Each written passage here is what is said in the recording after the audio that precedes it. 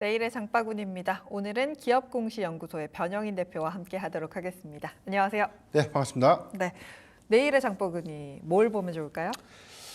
참 시장이 오늘도 참 이 방향성이 굉장히 좀 부재하다고 해야 되나요? 네, 이게 참 답답하죠. 지난주 금요일 뭐 미국장 굉장히 좀 좋았기 때문에 오늘 기술주, 특히나 주도주였던 반도체 섹터가 좀 강하지 않을까라고 좀 예상을 했는데 오늘 전체적인 어떤 투자 심리가 뭐 지정학적 리스크에 관한 우려감들이 좀 있었고 여기에 대해서는 뭐 금토세 관련된 이슈가 좀 투자 심리를 좀 악화시켰던 요인으로 좀 작용을 하면서 오늘도 좀 개별주가 좀 강했는데 지금 사실 뭐 선별적인 흐름을 좀 보면 저는 뭐 이 일정 모멘텀 또는 여기에 관련된 어떤 추가적인 어떤 중장기 모멘텀에 주목을 해볼 필요가 좀 있지 않나라고 좀 판단을 해봤는데 네. 그래서 저는 로봇주를 좀 준비를 했고요.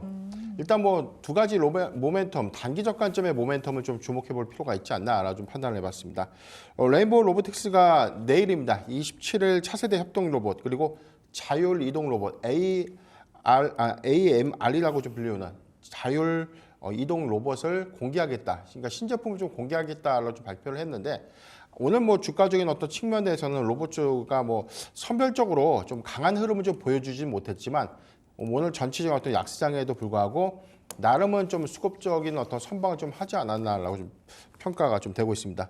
뭐 여기 더해서는 뭐 협동 로봇에 관련된 어떤 차세대 모델들이 단순하게 이 레인보우 로보틱스에서 상용화가 좀 가능하거나 또는 이 공정에 적용이 좀 가능한 다양한 산업군에 좀 적용이 좀 가능한 핵심 기술을 좀 공개할 수 있다라는 어떤 기대감을 좀 주목해볼 필요가 있지 않나라 좀 보고 있는데 전 세계 협동 로봇 안에서 IP66 등급이라고 합니다. 이게 뭐냐면 굉장히 이 어떤 높은 방진, 그러니까 먼지라든가 어떤 이 분진이라든가 이런 것들을 좀 방지해주는 그 높은 방진 기술과 방수 기능을 좀 구축하고 있고 여기 대해서는 뭐 사람과 충돌로 인해서 사람한테 상해를 좀 가하지 않은 PFL 기능이라고 하는데 해당 기능을 좀 탑재했기 때문에 지금 뭐 산업 공정에서 로봇으로 인한 충돌로 인해서 사실 이게 센서가 아무리 뭐 기술이 좀 발달된다고 하더라도 충돌로 인해서 그게 아마 뭐 쇠로 좀 구동이 좀 되면 사람이 좀 뼈가 뭐 부러질 수도 있고 다칠 수 있는 그런 요건들이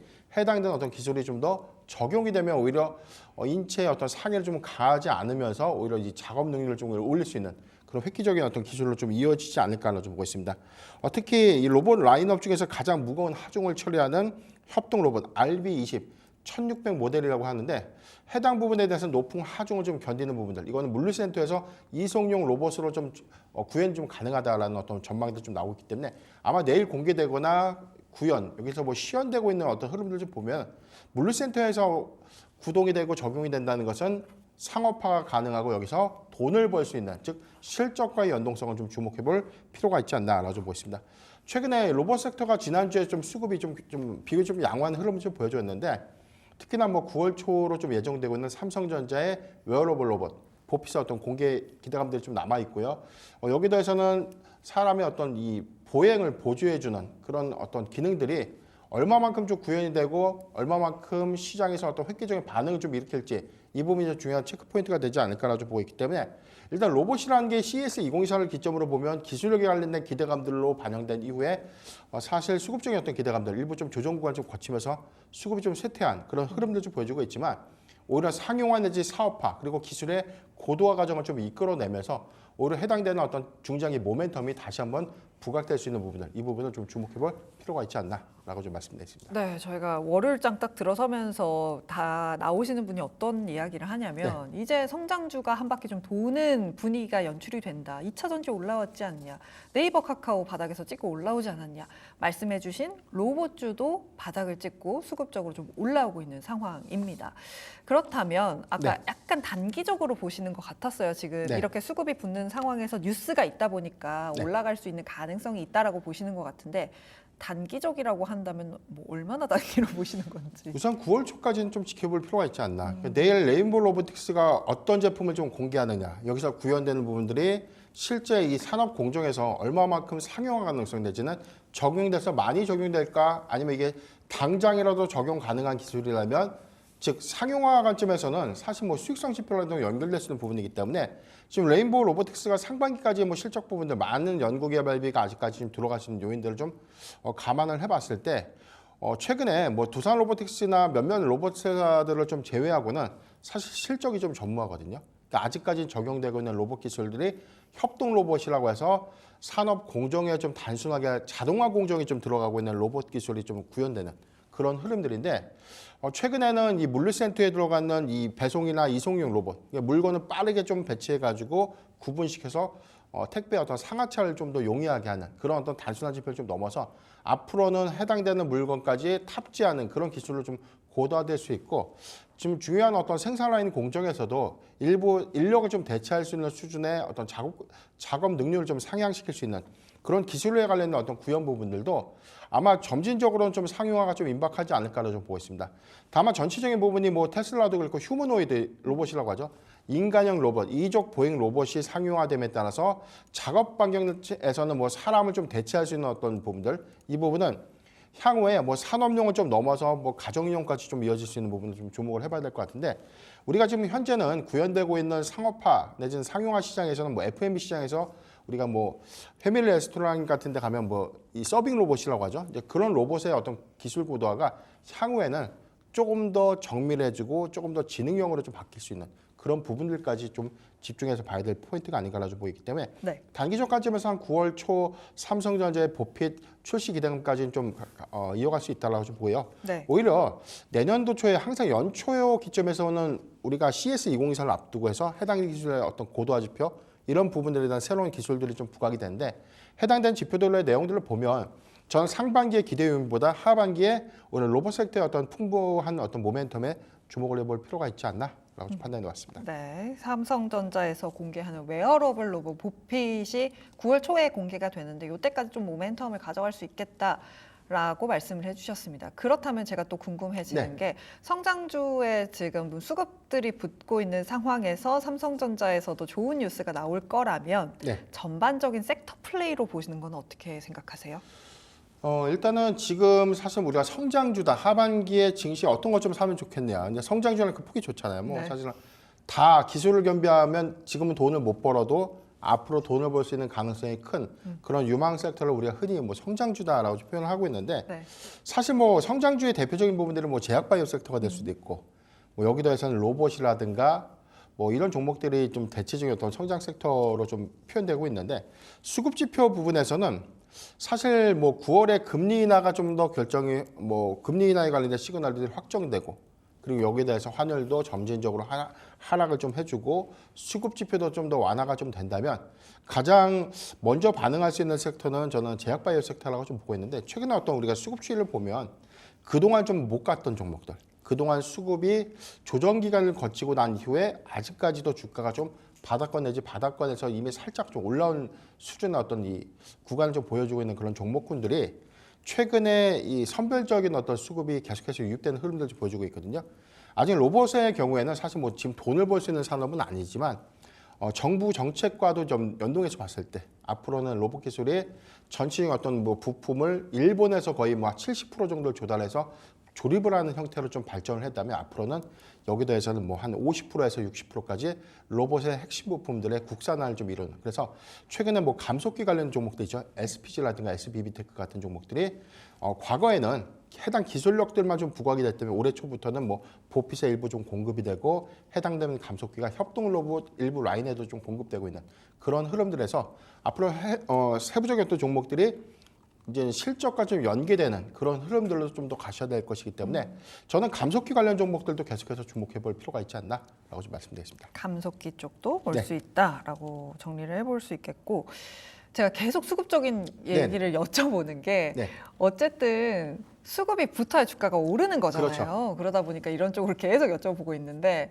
덧붙여서 한 가지만 더 말씀을 드리자면 이미 어쨌든 지금 SPG도 그렇고 레인보우 로보틱스도 차트 열어보시면 아시겠지만 바닥을 찍고 좀 올라오고 있습니다. 시장 V자 반등과 함께 상승을 하고 있는데 여기서 더 갈 수 있다라고 보시는 걸까요? 지금 수급이 뭐 더 붙을까요? 추세적으로 그렇죠. 지금 사실 레인보우 로보틱스의 경우에는 일단 지난 고가가 24만 2천 작년 9월경이었는데 해당되는 부분들은 좀 다소 과하게 좀 하고 있다. 그러니까 우리가 실적이라는 숫자만 좀 놓고 봤을 때는 주가가 너무나 빠르게 좀 올라간 것처럼 보이죠. 왜냐하면 3만 원대 형성됐던 주가가 24만 원대까지 단기 급등을 했기 때문에 너무 과밸류에이션 구간에 좀 진입을 했다. 밸류를 좀 끌어당겼다. 이렇게 좀 평가를 하고 있고 지금 현재 구간에서는 241선을 좀 이탈했다. 16만 4천 원대를 좀 하회하는 흐름들을 좀 보여주고 있지만 그래도 지금을 좀 비싸다라고 좀 느끼는 어떤 투자자분들도 많거든요. 그런데 지금 레인보우 로보틱스의 어떤 주가 구간들이 단순하게 현재 어떤 실적 구간만 좀 보는 것이 아니라 향후의 어떤 전망치들 그리고 지금 삼성전자의 프리미엄이라는 걸 우리가 좀 고려를 해봐야 되죠.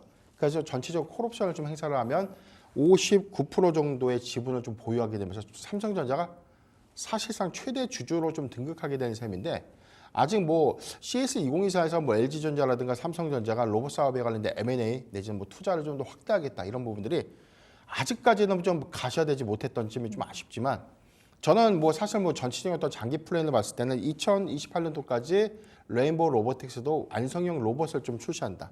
이 부분에 관련해서 삼성전자의 어떤 전폭적인 어떤 이 투자 그리고 이런 투자에 가장 큰 수혜를 좀 받으면서 오히려 기술을 좀 고도화시킬 수 있는 부분을 좀 주목해 볼 필요가 있기 때문에 레인보우 로보틱스의 경우에는 저는 중장기 모멘텀이라고 보면 삼성전자의 자회사 편입 이게 가장 큰 모멘텀이 되지 않을까 그렇게 좀 전망해 보고 있습니다. 사실 우리가 바이오주들도 지금 당장 실적이 나와서 잘 가는 게 아니잖아요. 미래의 가치를 반영해서 그 가치, 미래 기대로 가는 것처럼 로봇주들도 사실 AI처럼 성장을 하게 된다면 이라는 가치로 지금 평가를 받고 있는 상황입니다.